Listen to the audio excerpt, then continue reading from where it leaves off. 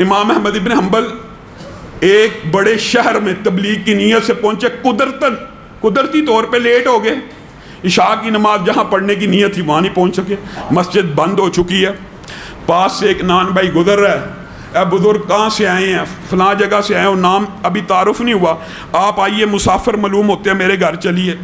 امام احمد ابن حنبل کہتے ہیں میں اس نان بھائی کلچا لگانے والا، ایک کلچا لگانے والا، جن لوگوں کو ہم کچھ سمجھتے نہیں وہ اللہ کی بارگاہ میں کیسے کیسے مقبول ہو جاتے ہیں، یہاں سے دیکھ لیجئے۔ امام احمد ابن حنبل کہتے ہیں میں نے جتنی دیر رات کو اس کے پاس رہا میں نے نوٹ کیا یہ منہ میں کچھ بولتا ہے، منہ میں کچھ پڑھتا ہے۔ میں کہا کیا پڑھتے ہو؟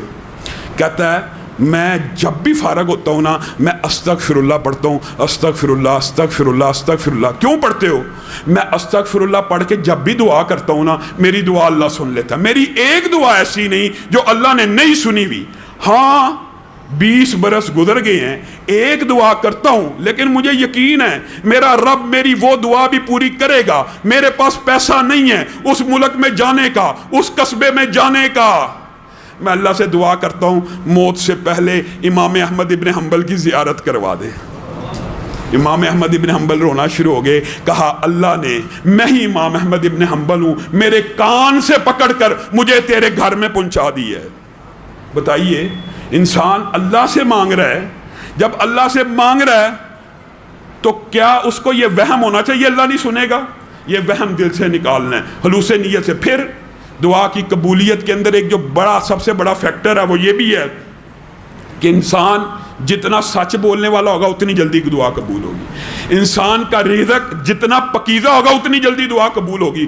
اس کی دلیل کیا ہے؟ یہ بھی حدیث سے ثابت ہے۔ نبی کریم صلی اللہ علیہ وسلم نے کہا ایک بندہ خانہ کعبہ کے اندر ہے، مسافر ہے، مسافر کی دعا قبول ہوتی ہے۔ جن لوگوں کی دعائیں قبول ہوتی ہیں نا، یہ بھی بات یاد رکھیں، موضوع اصل میں طویل، اپنی بات کو مختصر کرتا ہوں انشاءاللہ، اس کے بعد تراویح پڑھتے ہیں۔